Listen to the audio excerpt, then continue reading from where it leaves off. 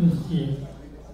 जल, जंगल आणि जमीन याचे मालक या देशातले आदिवासी आहेत आणि त्यामुळे ते वरवरचे किंवा करत नकळत बाहेरचे दाखवण्याचा प्रयत्न जो हल्लीच्या राज्यकर्त्यांच्याकडून केला जातो त्याला मिरसा अतिशय विरोध आहे. आम्ही लोक मिरसा वेगळीला म्हणजे आदिवासींना मनापासून पाठिंबा देतो. त्यांच्या अनेक अधिवेशनामध्ये हजर असतो. नागपूरला होतो, इंदोरला होतो, इगतपुरीला होतं आणि मला आनंद आहे की पुणे जिल्ह्यातला हा जो खेळ आंबेगाव जिल्ह्यात याचा वरचा भाग आहे तिथे असलेल्या आदिवासींचे आज त्यांनी संमेलन या ठिकाणी आलेले आहे. त्याची काही प्रश्न नाही ते त्याची काही माहिती त्यावेळेला त्याचं उत्तर दिलं जाईल. पण आजची प्रामुख्यानं माझी भेट ही या आदिवासींच्या कामासाठी आहे. तुम्हाला विचार बेंडकेंना तुम्ही काय सांगितलं गाडीमध्ये? अतुल शेठ बेंडकेंना तुम्ही गाडीमध्ये काय सांगितलं? राजीच होता राजीच नव्हते. आता भेटल्यानंतर आतमध्ये काय सांगितलं? जेवण आम्ही एकत्र जेवण केलं. ते अजित पवार गटामध्ये आहेत. बघूया आता कोण. पवारसाहेब, तुम्ही शिवजन्मभूमीमध्ये आहात आणि शिवाजी महाराजांची जी वागणुक आहेत ती परदेशातून भारतात आणण्याच्या संदर्भात ते 3 वर्षासाठी आणली जाणार, त्यावरून राजकारण सुरू आहे. इतिहासकारांचं आणि आदित्य ठाकरेंचं म्हणणं आहे की ती वागणूक महाराजांनी वापरलेली वागणूकच नाही. मला काही त्याचं ज्ञान नाही, पण इंद्रजित सावंत हे मराठी भाषेचे इतिहासाच्या संबंधीचे एक जाणकार आहे.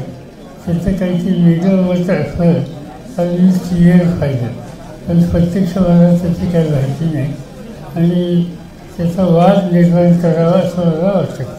येणाऱ्या निवडणुकीत जुन्नर तालुक्यातून कोण चेहरा असणार शरद पवार गटाचा? तर मग मी अजून वेगवेगळ्या निवडणुकीला तुम्ही काही काळजी करू नका.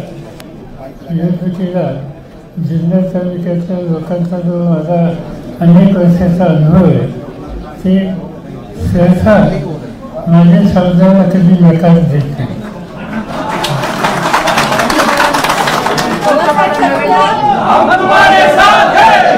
सध्या राष्ट्रवादीची जी राजकीय परिस्थिती आहे त्याच्यामध्ये अनेक वक्तव्य संभ्रमात टाकणारी आहेत. अजित पवार बोलतात की राष्ट्रीय अध्यक्ष तुम्हीच आहात आणि प्रफुल्ल पटेल काल म्हणाले की आमचे राष्ट्रीय अध्यक्ष हे अजित पवार आहेत. कार्यकर्ते संभ्रमात आहेत, तुम्हाला काय वाटतं? मी महाराष्ट्रात फिरतोय. सर्वसामान्य लोकांच्या स्वच्छ कल्पना, शेवटी सामान्य माणूस काय विचार करतो हे महत्त्वाचं आहे. आता काल मी किनारीला होतो, जवळपास 20,000 लोक त्या ठिकाणी होते आणि त्यांची भाषणं तुम्ही ऐकली असतील तर अतिशय वेगळं चित्र त्या ठिकाणी दिसतंय आणि हेच तिथं महाराष्ट्रात सगळीकडे आहे. वेगळी भूमिका कुणी घेतली असेल तर लोकशाहीमध्ये त्यांचा तो अधिकार आहे, त्याचा मी काही भाष्य करू इच्छित नाही. पण आज महाराष्ट्रामध्ये आणि महाराष्ट्राच्या बाहेरसुद्धा राष्ट्रवादी काँग्रेस पक्षाचा संस्थापक कोण आहे हे साधारणतः लोकांना माहिती आणि त्यामुळं लोकांची भावना ही अनुकूल आहे असं जे आमचे लोक सांगतात त्याच्यात तथ्य आहे. राष्ट्रवादीमध्ये फूट पडल्यानंतर पहिली सभा आंबेगाव तालुक्यात घेणार असं म्हटलं होतं, तर ती सभा कधी होणार आहे? होईल. तुम्ही काय काळजी करू नका. तटस्थ भूमिका घेतलेली आहे त्याबाबत तुमचं म्हणणं काय? मला काय असं वाटत नाही. त्या संबंधीचं स्वच्छतेचं या तालुक्यातल्या जनतेला कार्यकर्त्यांनी त्यांना काय सांगितलंय त्याचं माहिती नसते असं मला वाटत नाही. आणि माझी माहिती अशी आहे की जुन्नर तालुक्यातल्या लोकांनी, बहुसंख्य लोकांनी कोणत्या रस्त्याने जाणं हिताचं आहे या संबंधीचं मार्गदर्शन केलं आहे. विद्यमान आमदार तटस्थ आहेत. आगामी काळात ही जागा काँग्रेससाठी सुटेल का? आघाडीचा दबाव पडला जाईल? तुम्हाला सांगितलं ना, त्याचं उत्तर मी आता दिलं आहे. पंतप्रधान नरेंद्र मोदी ही जागा आज महाराष्ट्रामध्ये उद्धव ठाकरेंच्या नेतृत्वाखाली शिवसेना, त्याच्यानंतर काँग्रेस पक्ष आणि ज्या पक्षाचा मी संस्थापक आहे तो पक्ष आम्ही एकत्रित निवडणुकीला राहणार आहोत आणि त्याच्यामध्ये साधारणपणे आमचं सूत्र आहे त्यानुसार ही जागा जुन्नरची ही ज्याचा मी अध्यक्ष आहे त्या राष्ट्रवादी काँग्रेसमध्ये आहे. पंतप्रधान नरेंद्र मोदी 2 महिन्यात दुसऱ्यांदा पुण्यात येत आहेत. त्यांचं लक्ष पश्चिम महाराष्ट्र प्रामुख्याने दिसतं. राष्ट्रवादीचा बालेकिल्ला असलेलं दिसतं. त्याबाबत काय सांगा? चांगली गोष्ट आहे. देशाचा प्रधानमंत्री येतात मला रस्त्याचे खड्डे उजळे जातील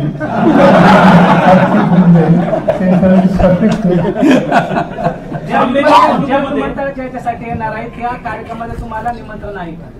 मला माहितीच नाही ते तुमच्याकडे कोणता कार्यक्रम आहे? दोघांच्या विमानतळाच्या कार्यक्रमासाठी येणार आहेत. नाही निमंत्रण असेल कारण आमदार खासदारांना बोलवतात जर हा सरकारी कार्यक्रम असेल पण मला माहिती नाही.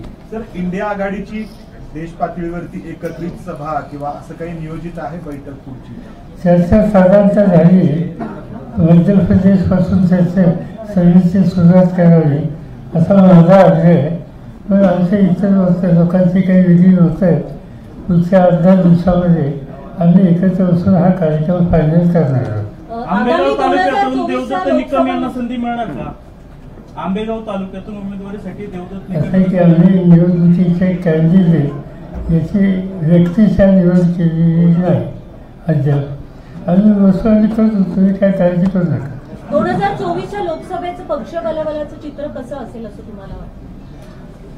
अजून त्याला थोडा वेळ आहे पण साधारणतः जे देशात बदल दिसतो तो बदल लक्षामध्ये घेतला तर जे परिवर्तन हवं अशी भावना आहे त्याचं चित्र बघायला मिळेल असं दिसतं.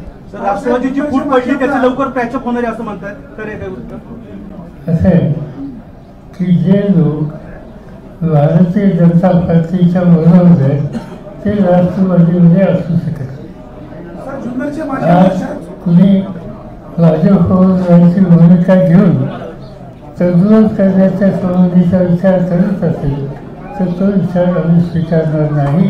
आणि त्याचं कारण कालच्या निवडणुकीमध्ये विधानसभा असो किंवा लोकसभा असो लोकांनी मतदान जे केलं ते भाजपच्या विरुद्ध केले आणि भाजपच्या विरुद्ध मतदान केलं असेल तर त्याचा आदर हा आपण ठेवावा लागेल.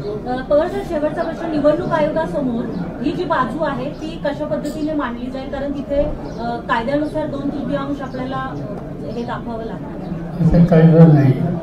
म्हणजे त्याला 6 तारखेला मला समन्स आलेले हजर राहिला मी जाणार आहे. आमची वकील हजर राहतील. आमची भूमिका आम्ही त्या ठिकाणी मांडली. रोहित पवारांशी संबंधित जी कंपनी आहे तर त्याला जी नोटीस आली होती खरं तर तो स्टे उठवला पण कोर्टाने पण या गोष्टीत फार लक्ष द्यायचं कारण नाही. पवारसाहेब आपण जुन्नर तालुक्यामध्ये आला. जुन्नरचे माजी आमदार शरद सोनवणे आपल्या पक्षाच्या संपर्कात आहे अशी सर चर्चा आहे. नाही माझी माहीत नाही.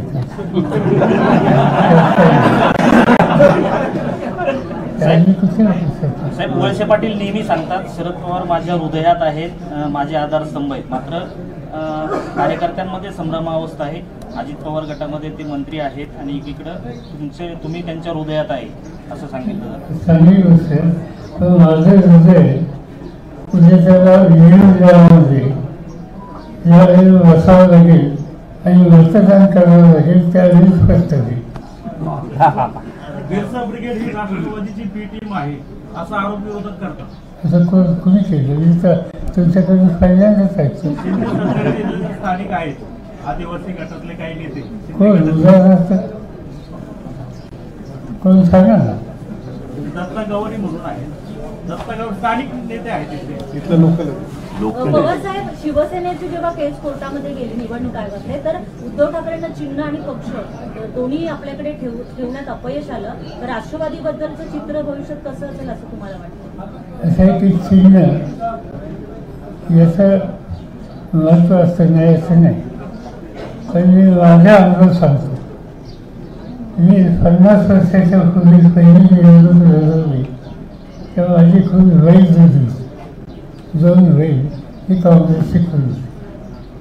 त्यानंतरची निवडणूक झाली त्याच्यामध्ये आम्ही गाय वाचवलं झालो. त्याच्यानंतरची निवडणूक झाली त्याच्यावर चरख्यावर झालं. त्याच्यानंतरची निवडणूक झाली त्या हातावर झालं. आणि अलीकडच्या 2 निवडणुका घड्याळावर झाली. एवढ्या खुणावर निवडणूक लढून सुद्धा सगळ्या निवडणुका आम्ही जिंकल्या. याचा अर्थ खूप एका दृष्टीनं महत्त्वाची असते, पण मतदार कुणाला पाठिंबा द्यायचा, कोणता विचार स्वीकारायचा, कोणतं संघटन स्वीकारायचं याच्याकडे बघतो. आणि त्यामुळं कुणीतरी केंद्र सरकारमधल्या महत्त्वाच्या लोकांच्या मदतीनं काही वेगळा निकाल स्पर्धा काढून घेणार असते तर त्याचा परिणाम उद्याच्या निवडणुकीत होईल असं मला वाटत नाही. आपण तयारी ठेवली आहे नवीन चिन्हाची. बघूया आता 5 तारखेपासून वर्ल्ड कप सुरू होतोय. आपण ICC आणि BCCI ची पण धुरा सांभाळली, पण पाऊस जो आहे आपण एशिया कप मध्ये पण पाहिलं की बराच अडथळा आला. तर ज्या कालावधीमध्ये हे आयोजन आहे वर्ल्ड कपचं भारतामधलं, तर त्याबद्दल तुम्ही काय म्हणाल? कारण पाऊस सतत असं आहे की ICCने हा निकाल घेतला आहे. इंटरनॅशनल क्रिकेट काउन्सिलचा हा निकाल असेल तर तो सगळ्यांना मान्य करावा लागतो. मी स्वतः ICCचा अध्यक्ष होतो आणि मी बघितलं या सगळ्या कामाची पद्धत त्याच्यात काही बदल झाले असं मला वाटतं. चला मला आता